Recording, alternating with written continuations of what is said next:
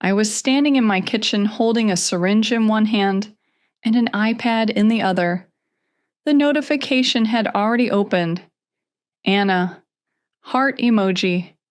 162 messages. And in every single one of them, my husband had described a marriage I had never lived. I am the kind of person who labels leftovers with a date and the reheating instructions. I find this funny about myself. Kevin used to find it funny too. He'd open the fridge and say, "Jess, the chili doesn't need a cover letter." And I'd say, "It does if it wants to survive past Wednesday." That was us. 9 years of that. We met at a friend's housewarming in Seattle. Kevin was standing by the drink table, trying to open a bottle of wine with a house key because no one could find the corkscrew. I watched him for about 30 seconds, walked over, pulled a wine opener out of my purse, because of course I had one, and said, "You're about to lose an eye." He laughed, asked for my number before I finished my first glass. We dated for 3 years, got married 6 years ago, moved to Portland because Kevin's agency offered him a team lead position, and I found a vet clinic that needed an office manager. We bought a craftsman bungalow that needed everything. New floors, new kitchen. The bathroom had carpet, which I still think about sometimes when I need to remember what true evil looks like. We spent 3 years turning that house into something. Kevin picked the house. I have the text thread where he sent me the listing with the message, "This is it, Jess. This is the one." After 2 years of trying to get pregnant with no luck, we sat down together and decided on IVF together. I have the emails from Pacific Fertility addressed to both of us. I have the intake forms with both our signatures. I have the photo Kevin took of me in the clinic waiting room before our first consultation, where he wrote, "Here we go," with a little fist emoji. That photo is still on our shared cloud. He never deleted it. 4 rounds, 18 months. Each round meant weeks of hormone injections, blood draws, ultrasound appointments, egg retrievals, transfers, and waiting. So much waiting. The injections were mine to do. Progesterone, estradiol, a rotation of needles I kept organized in a label bin in the bathroom, because that's who I am.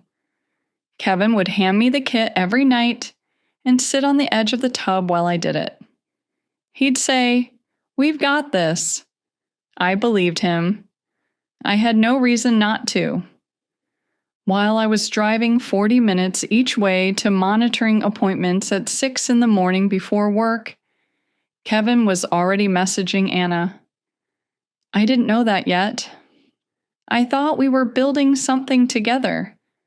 I thought the hard part was the biology. Turns out the biology was the only honest thing in the room. Kevin was good at seeming like a partner. That was the problem. He wasn't pretending to love me. I think he did love me, in whatever way Kevin loved things. Warmly, until it got hard, and then quietly from a distance, while telling someone else a different story. Round 1 failed. We cried in the car together. Round 2 failed. We sat on the kitchen floor and didn't talk for an hour, and then ordered Thai food and watched a movie and held hands through it. I thought that was intimacy, choosing to stay in the room when the room is terrible. We started round 3. Kevin handed me the injection kit, said, "We've got this." But by then, he'd already told Anna he wasn't sure he wanted kids with me anymore. He just hadn't told me. Something shifted about 4 months before I found out.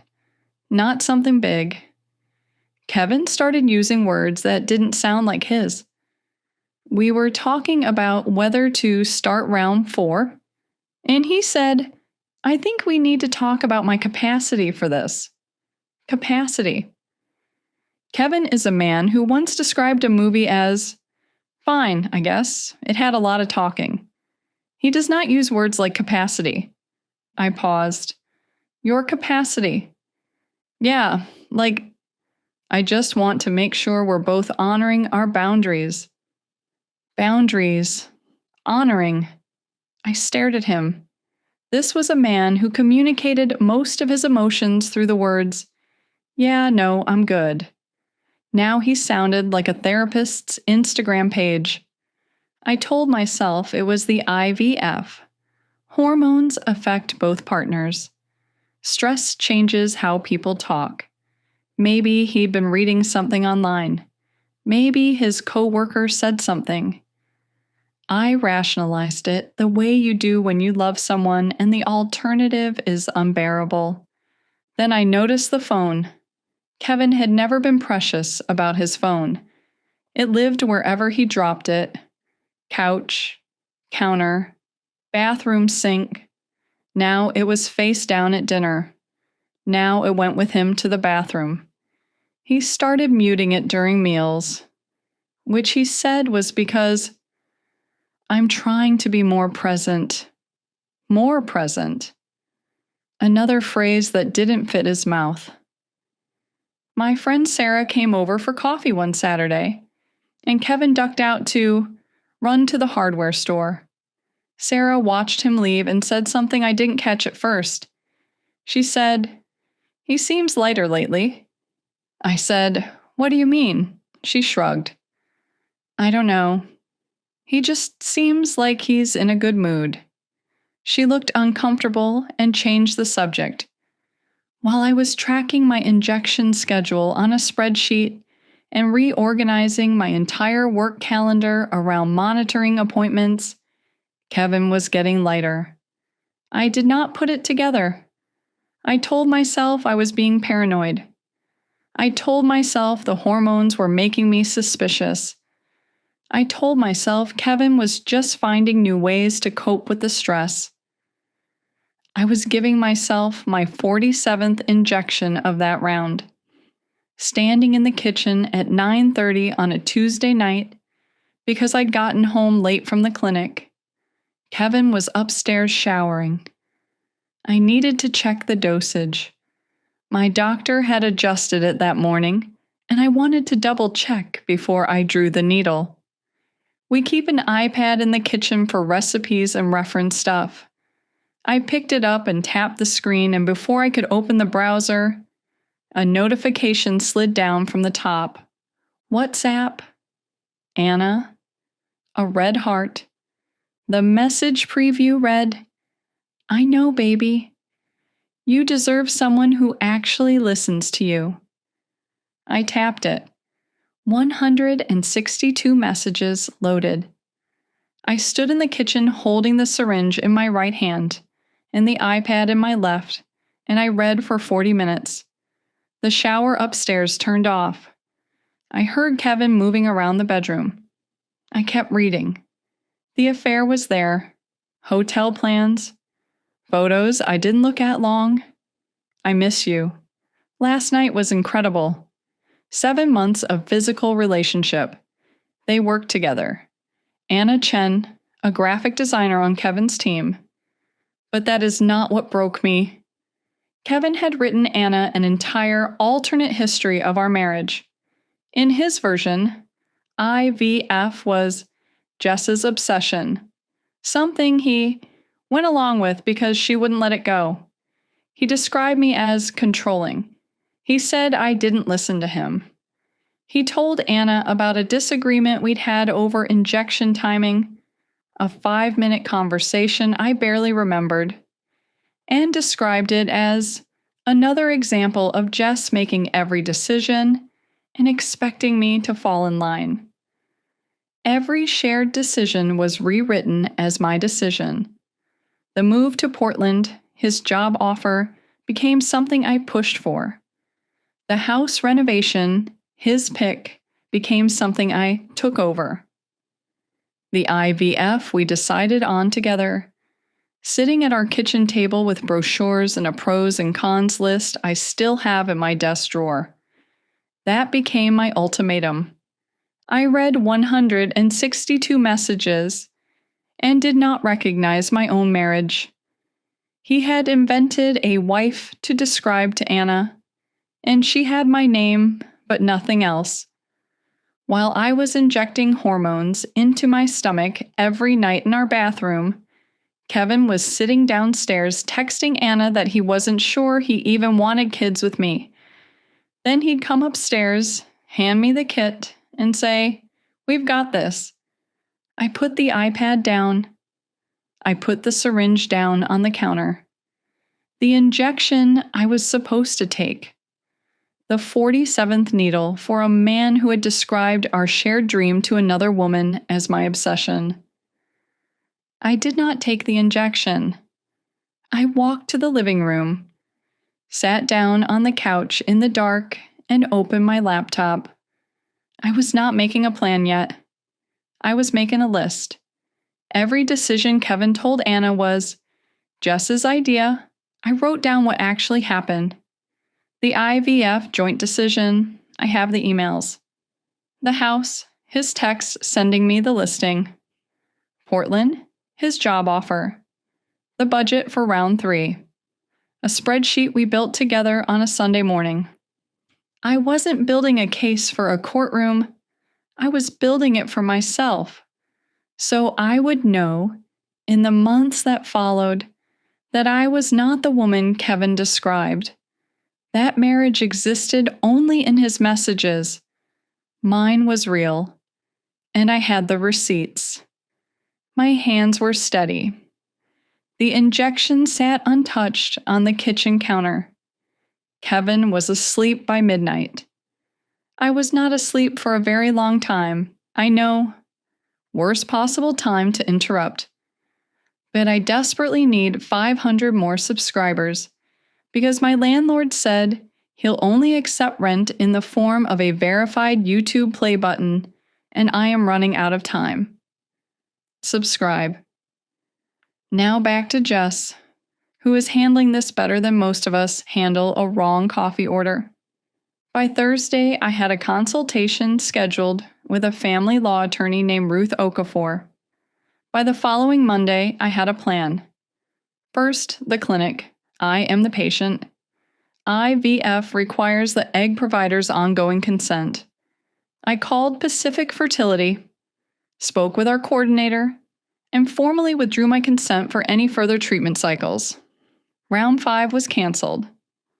Kevin did not know. Second, the finances. Ruth walked me through the separation process. Oregon is an equitable distribution state, not community property, which meant I needed documentation. I pulled bank statements, retirement account summaries, mortgage documents. I photographed everything. I moved my direct deposit to a new individual account at a different bank. Third, the leverage I hoped I wouldn't need. Kevin's agency has an internal policy requiring disclosure of romantic relationships between employees in the same reporting chain. Kevin is Anna's team lead. Their relationship violates the employee handbook. I didn't contact HR. I documented it. Screenshots of their WhatsApp messages confirming the reporting relationship. Timestamps showing messages sent during work hours. I put it in a folder on my laptop labeled Appliance Warranties. Insurance, not a weapon. Unless it needed to be. Fourth, I compiled the counter-narrative. Every email, text, and record proving the marriage Kevin described to Anna never existed. Not for court, for the conversation I knew was coming. The hardest part was the pretending. 2 weeks of acting like nothing had changed. Kevin handed me the injection kit on Wednesday night, and I said, "Actually, I'm taking a break this cycle. The doctor wants to let my body rest." He looked relieved. He tried to hide it. He didn't hide it well enough. One Thursday evening, Kevin came home and said, Hey, I was on the iPad earlier and it was running slow. Did you update something? My whole chest locked. I looked at him from the kitchen table and said, I cleared the cache. It was lagging. He nodded, walked to the living room, turned on a basketball game. I sat at the kitchen table for 5 minutes without moving, waiting, listening for the sound of him opening WhatsApp, listening for his voice changing. He yelled from the other room, asking if we had any of those crackers left. I said yes. Second shelf, behind the labeled chili. 3 weeks after I found the messages, we had our appointment at Pacific Fertility, the one where we were supposed to discuss starting round 5. I'd already canceled it, but Kevin didn't know that. He drove us there, put his hand on my back in the waiting room, asked if I was nervous. I said a little. Dr. Michaels came in and asked how we were doing. She looked at her notes and said she wanted to discuss the protocol adjustments for the next cycle.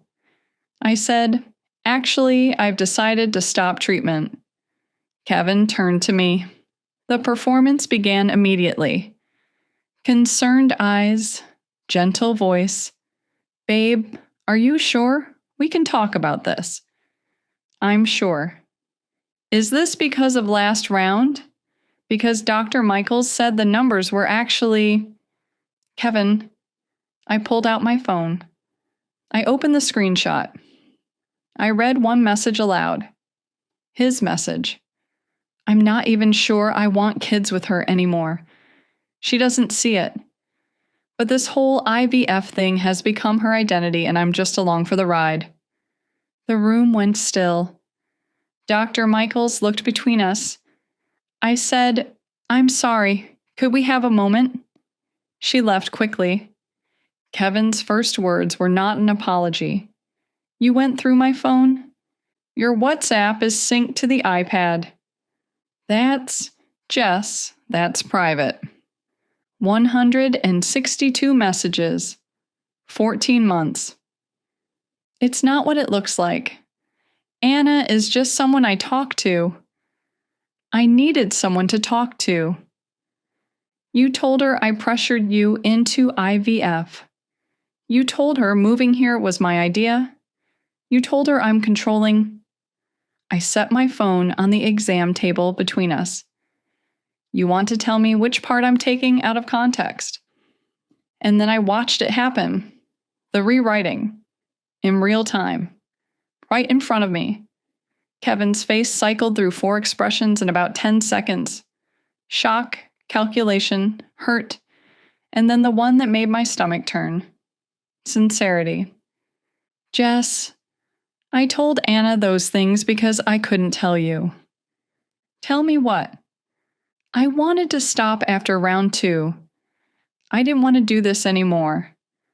But I couldn't tell you because you wanted it so much, and I couldn't be the one to take it away.